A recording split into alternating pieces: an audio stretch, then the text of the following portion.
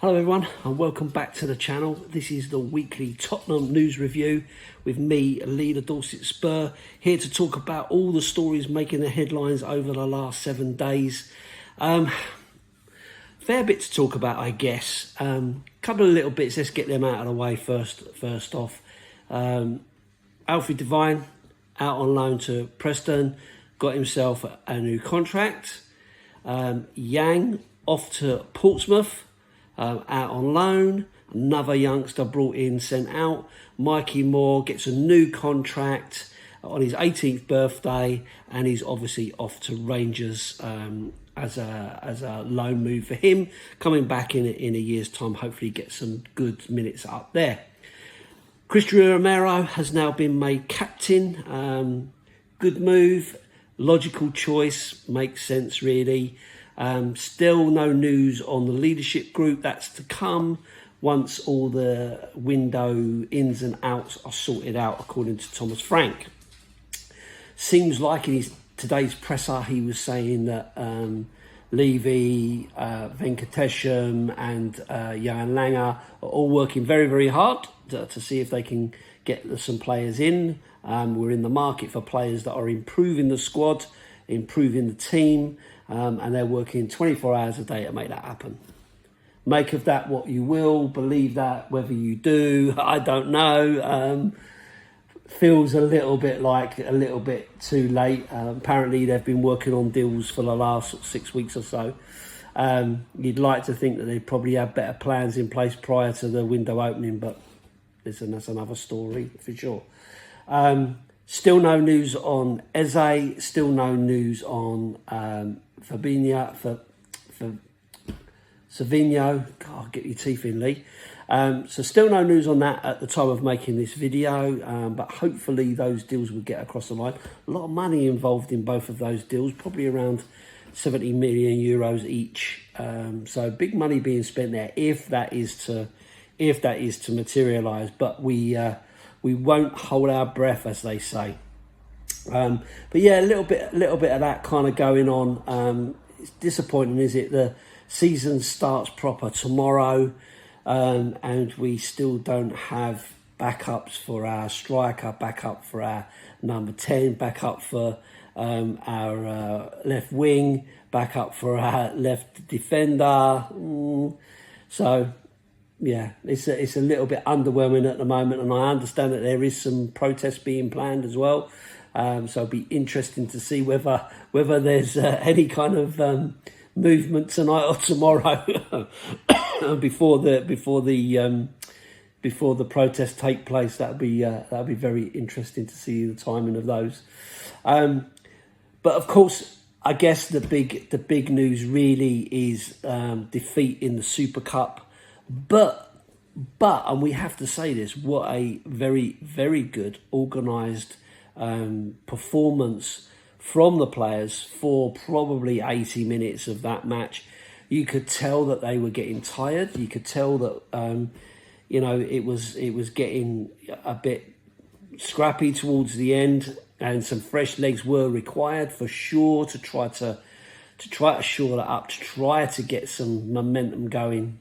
But unfortunately it wasn't to be, because what we're doing is we're bringing in 18, 19 and 20-year-olds to play against one of the best teams in the world, who are in the ascendancy and bringing on their own quality players to see the game out.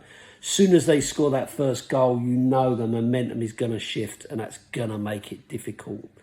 All the players that came on, none of them really made an impact. Solanke, Bergvall, Tell, Gray, none of them really had an impact. But I guess that's because the players before them were playing very, very well.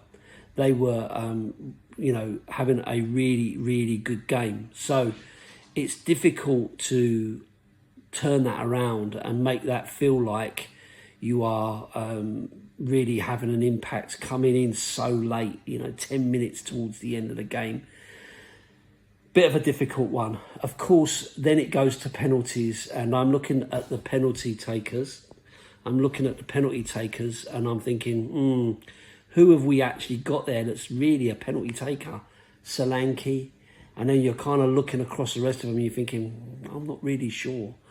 So, of course, Mickey van der Ven steps up, takes his penalty, gets it on target, but against the keeper. And unfortunately, the keeper guesses the right way, makes the save, and the pressure is on. PSG only missed one. Their players came up. They took their chances. And of course, that puts massive, massive pressure then on Mathys Tel. Steps up, doesn't get it on target. The keeper guesses the wrong way. But unfortunately, Mathys Tel plays it too wide and misses it. And you can see that he was distraught. We lose the game. When actually I thought we probably really deserved a lot more out of that game than we got. It's really, really disappointing. But once you get to penalties, it's a lottery, right? It's a lottery. And at the same point, when you're soaking up pressure after pressure after pressure after pressure, all of a sudden it's gonna give. I mean, for me, I thought that Jed Spence had an exceptional game. I thought he played really, really well down that left-hand side. Didn't really give him anything, and then right at the last minute, he gets beaten, and the cross comes in. And defensively, we're not up to it. But all of those players, if you look across the team, I think all of those players probably deserve a mention. You know, Porro had a really good game. Jed Spence, as I said, had a really, really good game. The three central defenders played exceptionally well. Danso coming in, bringing in the long throw as well. So obviously he was the winner of the long throw auditions.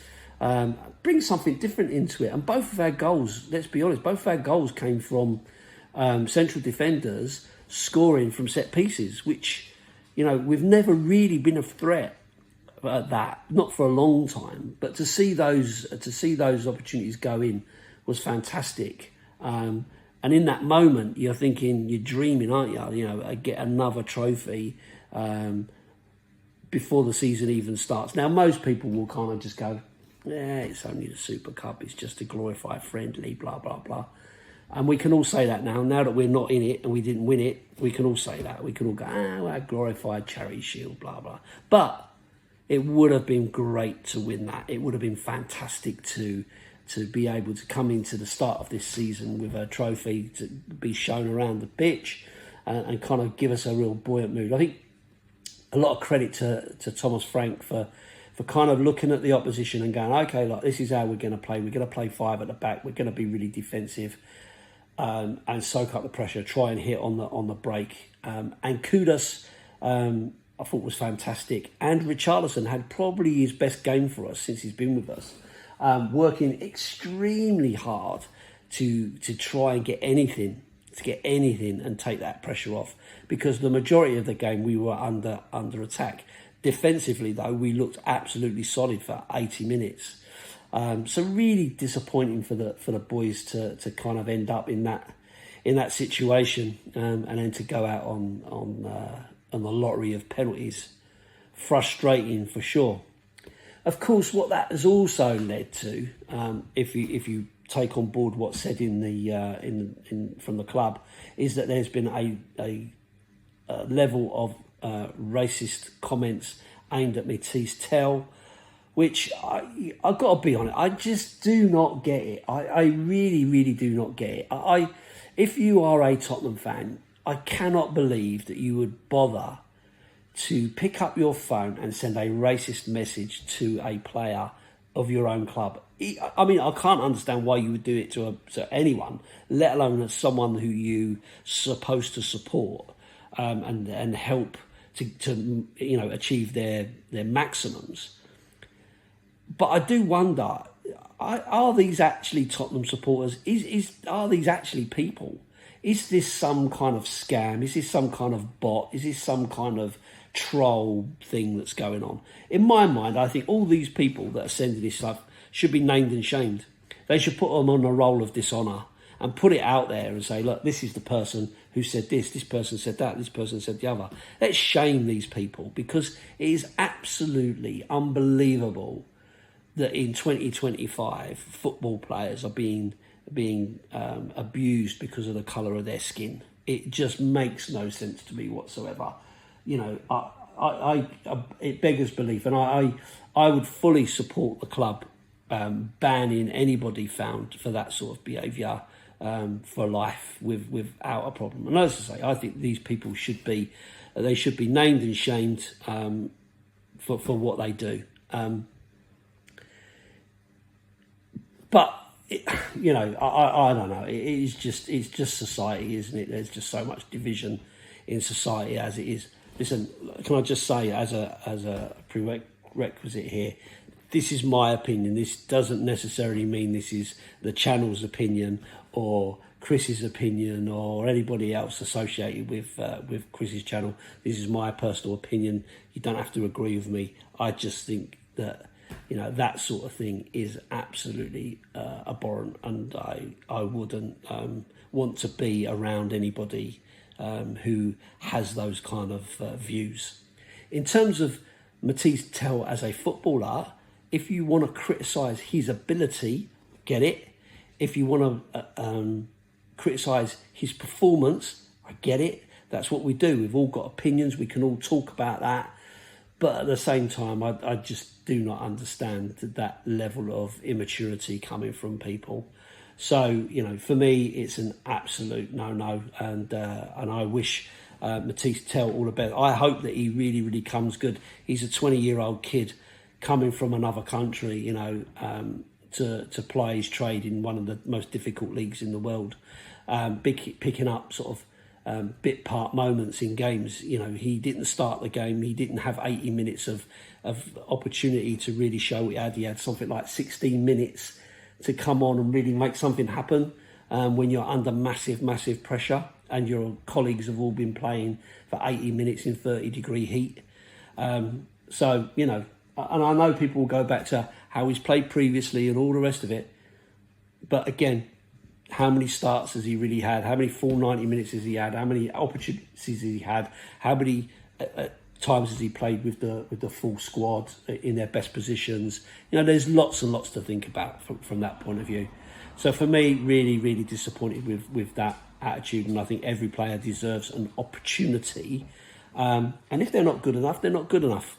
And if you can find better, absolutely fine. But he won't be the first. He's not the first, and he certainly won't be the last poor player to sign for Tottenham for sure, or for any team. And that's why there are other opportunities in other teams. So moving on, first game of the season coming up tomorrow. Can't wait for it to start myself. I'll be at the game. It feels like football's been away, proper competitive football's been away for a long time. Even though it hasn't, and we have had the pre-season friendlies and stuff like that to kind of get our teeth into. But yeah, difficult one really. Burnley coming up from the Championship, great defensive record. It's not going to be an easy game, I don't think. Whilst we may have played very, very well in Italy, I think that probably would have taken a fair bit out of some of these players. So it'll be interesting to see if Frank makes much changes, what options he has. Doesn't have that many really. Will he make changes? Will he be a little bit more front foot football? Will we go back to a 4? You know, how's he going to kind of play that? It'll be interesting to see, because obviously you'd like to think that those sorts of setups are more for your kind of Man Cities, your Liverpools, your Arsenals, your Chelseas, those kind of really difficult, tight games. Whereas these games, you should be able to have the opportunity to be a bit more front foot. But if they're going to be very, very defensive, we have to find a way of being creative. And that's not going to be easy without players like Maddison and Kulusevski. So there's still going to be a lot of need for players like Kudus to keep performing and to perform very, very well. So it'll be interesting to see who comes in Will Bergvall get a bit more of a run out? Will he get an opportunity to kind of be there? Because you look at Sarr. I thought Sarr had a really, really good game, but again, can he do that again for another 90 minutes after the exertions of Wednesday night? I know these are professional athletes and they train every day and so on, but at the same time as that, it does take it out of you. It does take it out of you, all the travelling and the changes of the times and all the rest of it. And obviously before that, being away in Korea and so on, there's a lot to think about from that point of view, isn't there? So anyway, I've waffled on 15 minutes or so now. If you're at the game and you see me, please do say hello. If you don't subscribe to Chris's channel, please do subscribe. It doesn't cost you anything. I know I've said this before, but it does help the channel grow. It does help support Chris. If you like the video, give it a thumbs up. If you disagree with anything, just please do comment. It's interesting to see the comments. Didn't get many last week, which is interesting. So I'm assuming everybody agrees with everything I said. I don't know. But yeah, as I say, thanks for watching. I hope you have a good weekend, and I'll see you on the next one. Up the Spurs.